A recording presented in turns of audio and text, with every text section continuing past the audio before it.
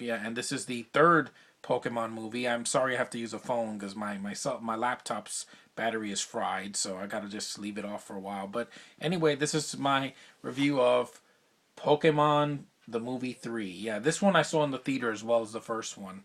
I really enjoyed this film. I think it's decent. It's not as good as the second one. That's one problem I had with it, that it couldn't match up the awesomeness of the second one. But I still think there's a lot of good here. One thing, Charizard comes back in the movie. That's not a spoiler. If you've seen the trailer of this movie, he has an epic, pretty decent fight with Entei at the end. This movie is pretty good. I mean, Brock comes back in the film, and basically there's a bunch of letters, called Unknown, that they're taking over, like this imagination of this young girl named Molly, who's adorable in the movie. She's very cute, and basically it's about a girl and her father trying to get back together because she lost so much. Her father and her mother disappear, and she's trying to replace them. And since all of it is in her imagination, she thinks Entei, the dog right here, the legendary dog Pokemon, which is pretty cool, is her father. She thinks it's her father, and she tries to think she wants a mom, so she pretty much takes Ash Ketchum's mother. It's a pretty good Mother's Day movie, I would say, because Ash and his mother, once again, like in the second one, they bring up their relationship, how close they are, and that Ash would do anything to keep his mother near him. And when Molly takes it's unintentional, because Molly's not evil. It's just she wants what she wants, and Entei just says, "Is that if that's what you wish, I'm gonna get it for you." He kidnaps Ash's mother, and takes her to this huge crystal tower. You got to see the movie if you haven't seen to find out what happens. But basically, you know what's gonna happen.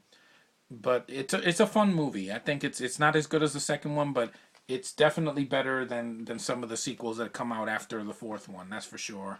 And the mini movie's pretty cute with Pikachu and Pichu. That I saw that in the theater. It was a nice, it was good to see some of the Johto Pokemon. It was my favorite region in the games. And the visual effects are really good. The art style, Molly's imagination is very. It's pretty much the animators just running wild with ideas, and it's pretty good. It's really good imagery. It's nothing that's gonna give your kids nightmares or anything. I promise that. It's clean, wholesome fun. It's G-rated, so it's not gonna. It's not gonna be like something like not Ponyo, like Howl's Moving Castle, or that other movie. What was that other anime? Spirited Away. Yeah, that could frighten young children. Or Princess Mononoke. There's some animes that are definitely not for children, but this one is. So if you have young children under the age of 5 or a little older, they would get a kick out of this. I mean, it's hand drawn animation.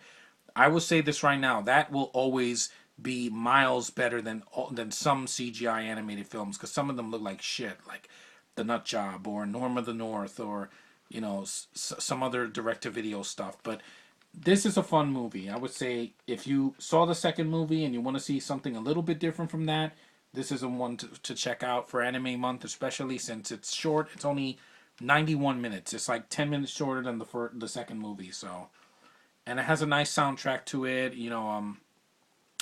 There's some colorful imagery. Team Rocket's back, and they're pretty funny. There's a lot of fourth wall breaking. I love that in a lot of animes and shows and movies. And I got a kick out of it. I mean, when I bought this movie, it came with a free unknown card that you can't get in, you know, that you couldn't get in a regular deck. It was exclusive to this movie, and it was worth it. So, and I liked the movie. In the theater, I had fun watching it because I had watched the show for years. And then the gold version, the gold and silver, had just come out, and I was still playing it. And I'm like, oh, I remember that Pokemon. And then I saw Smeargle for the first time here in the mini movie, and it was like, oh, cool, what is that? And then I checked the Pokedex, and like, oh, it's a Smeargle.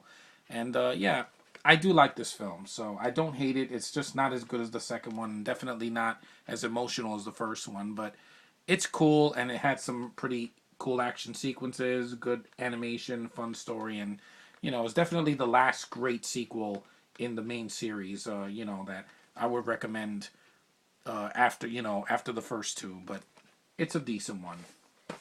So the next review will be the next Pokemon movie. No, it's not Forever with Celebi and Suicune, because I don't have that one and I haven't seen it in years, so I don't remember it too much. The next one's going to be Mewtwo Returns, which is the direct sequel, the official direct sequel to Mewtwo Strikes Back, the first Pokemon movie. So stay tuned for that, and I'll see you guys next time. Peace.